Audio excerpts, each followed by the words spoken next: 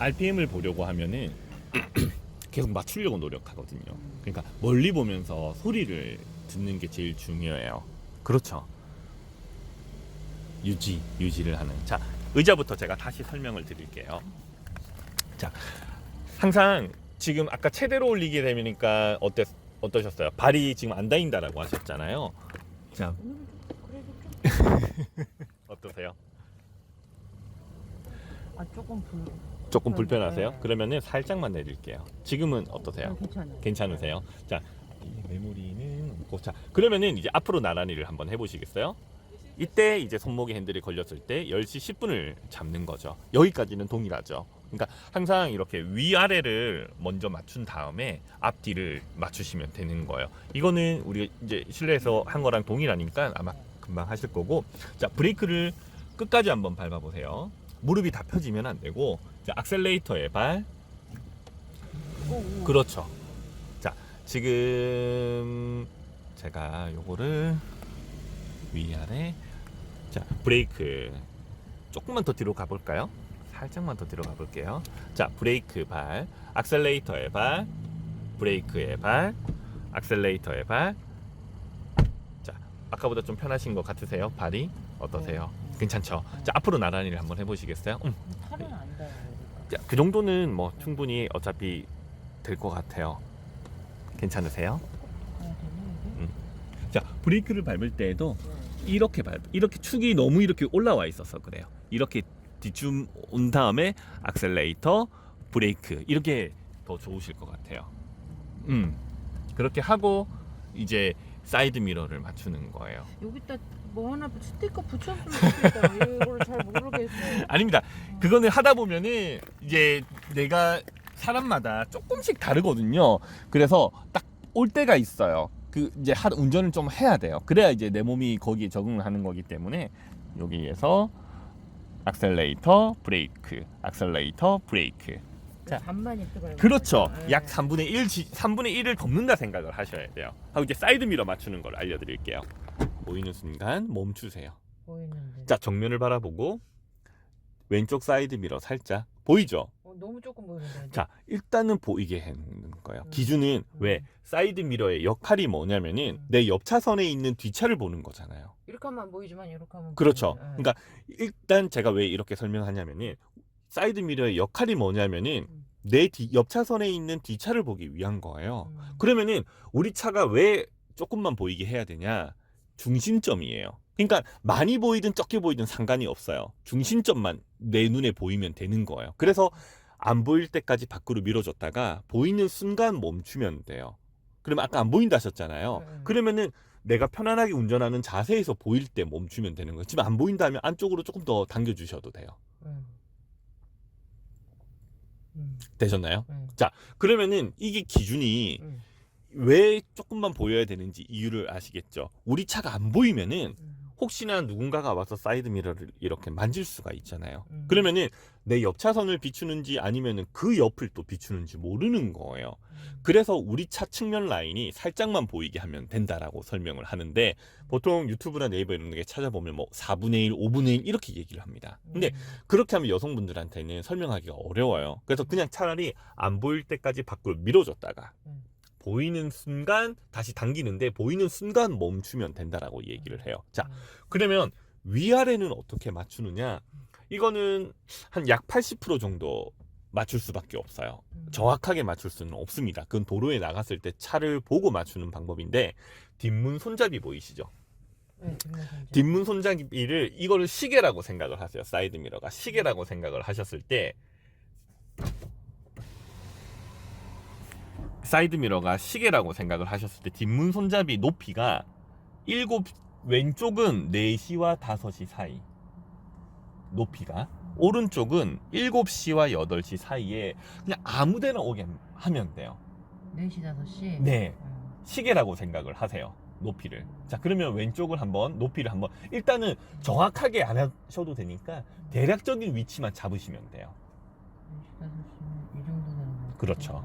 그러면은 끝났어요. 그러면 사이드 미러 조절 끝났어요. 이제 정확하게 맞추는 방법은 도로에 나갔을 때 그 차를 보고 조금 하늘이 많이 보이는 것 같다? 뭐 땅이 많이 보이는 것 같다 해서 미세하게만 조절해 주면 되는데, 이거는 제가 나중에 차 세워져 있는데 옆에 가가지고 차 세워보면은 정확해요. 자, 그러면은 오른쪽은 이제 몇 시에서 몇 시겠어요? 오른쪽 지금 거의 맞을 거예요. 손잡이만 보이는데. 그러면 이것도 마찬가지요. 아. 안 보일 때까지 일단은 먼저 안 보일 때까지 밖으로 밀어주세요. 안 보일 때까지 쭉 밖으로 밀어주세요. 안 보여. 안 보이지요. 그러면은 다시 보이게 당겨주는 거예요. 우리 차 측면 라인이. 그러면은 한번 당겨주시겠어요? 보이죠? 그러면 위아래는 어떻게 맞춰야 될까요? 4시, 5시. 여기는 7시와 8시죠. 여기에 맞추는 거죠. 뒷문 손잡이를.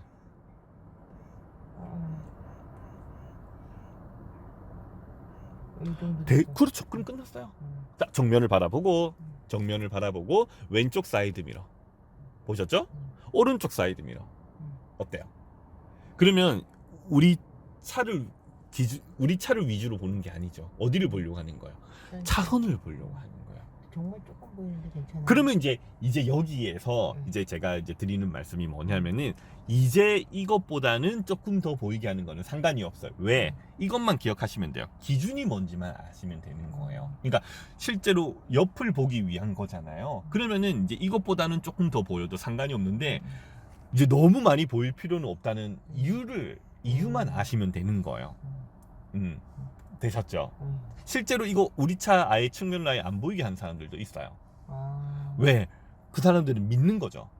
아무도 이걸 만지지 않는다라는 걸 믿는데, 그렇게 하시면 안 돼요. 일단은 우리 차 측면 라인은 기준점이라는, 그래서 5분의 1, 4분의 1 의미가 없는 거예요. 여기서는.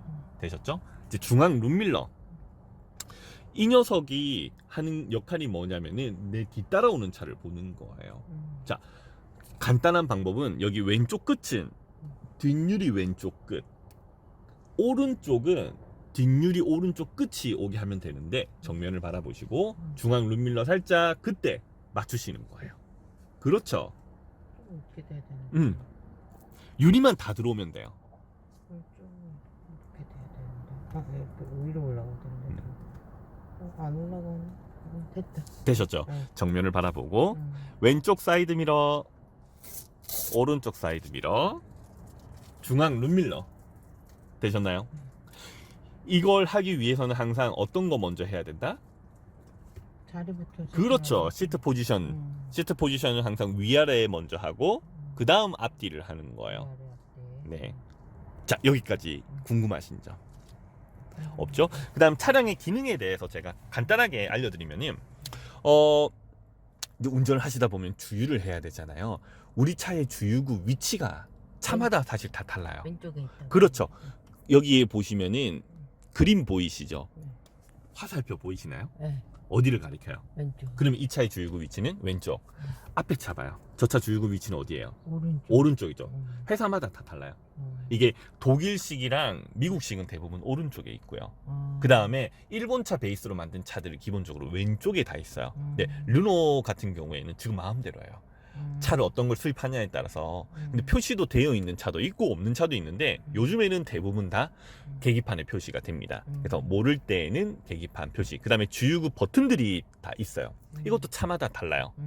미국 차나 독일 차 같은 경우에는 대부분 시동을 꺼야 주유구 위치 버튼이 열립니다. 주유구가 뒤에 가서 똥 누르면 되는데, 현대 차들은 대부분 버튼식이에요. 현대 기아 차들은 아마 여기도 주유구 버튼이 있을 겁니다. 그래서 그 버튼을 눌러야지만 주유를 할 수 있다는 거 하고, 나머지는 뭐 방향 지시등 깜빡이 이런 기본적인 것들은 저희가 이제 연습하면서 했잖아요. 여기에 깜빡이가 있고 오토에 갖다 놨기 때문에 밤에는 자동으로 켜지고 낮에는 꺼지니까 안 건드리면 돼요. 그냥 그대로 두시면 돼요. 이게 이제 비가 오는 날 와이퍼. 요거고, 그 다음 운전하면서 제일 중요한 게 뭐냐면 다 필요 없어요. 이거예요. 이게 언제 쓰는지 혹시? 김소리. 맞습니다. 김서림 방지예요. 그래서 부채꼴 모양 표시가 된 거는 전 세계 어느 차종 어떤 차를 타도 다 동일합니다. 앞유리를 뜻해요. 그 다음에 뒷유리는 사각형이에요. 그래서 이 버튼만 누르면 돼요. 겨울철에도 이 버튼만 눌러주면은 지가 자동으로 이제 뭐 에어컨이 작동을 0도씨 이하로 떨어지면 에어컨이 작동을 안 해요. 0도씨 이상일 때에만 에어컨이 작동을 하면서 앞유리에서 바람이 나와요. 그래서 외부, 지금은 내부 순환으로 했지만 실제로 이걸 탁 누르는 순간 외부 공기가 같이 유입이 돼요. 왜? 빨리 공기가 많이 유입이 되면서 김서림을 없애려고 하는 거예요. 그래서 이거 두 개만 아시면 되고, 다른 거는 사실 지금 옆자리에 앉아오신 기간이 한 30년은 되셨잖아요. 그래. 거의 관심이 없어서 이걸 그렇죠. 제가 만지지도 않아요. 그러면은 이제 대부분 여성분들은 뭐 에어컨 틀고 이런 것도 잘 못하시는 분들도 많아요. 그러니까. 근데 그냥 진짜 다른 거 조작하실 필요 없이 그냥 오토 버튼을 눌러요.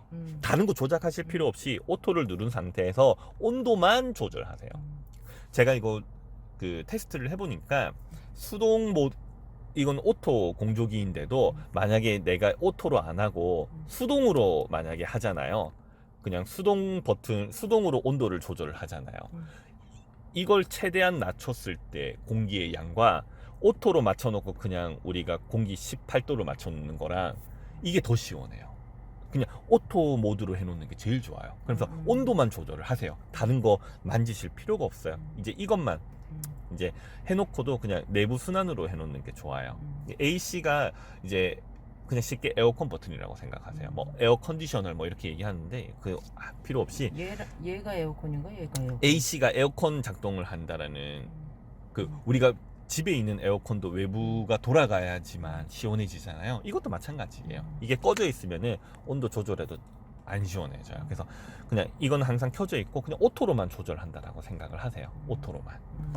여기까지가 기본적인 거고, 나머지는 초보 운전자 분들한테는 아직 뭐 특별히 뭐 기어 변경하는 거다. 그 다음에 요거 좋은 기능이 있네요. 오토 홀드. 네. 요거는 좋아요. 이게 뭐냐면은 그냥 뒤를 갖다 놓고 있다가 브레이크를 밟게 되면은 자동으로 오토 홀드가 되어서 우리가 발 그냥 떼도 돼요. 브레이크에 차가 안 가요. 악셀을 밟아야지만 이게 자동으로 풀리면서 이제 주행을 할 때 이 차가 막히는 곳에서는 이게 엄청 편합니다. 그래서 요 기능은 사실 초보분들, 근데 이제 제가 했었을 때 초보분들 실수하는 게 뭐냐면은 이거 해놓고 차 살짝 밟으면 안 간다고 확 밟는 경우가 있거든요. 그래서 그것만 조심하시면 돼요. 일단은 기본적인 거는 이렇고, 자 그러면은 이제 주행을 한번 해보고 어떠세요? 괜찮으세요?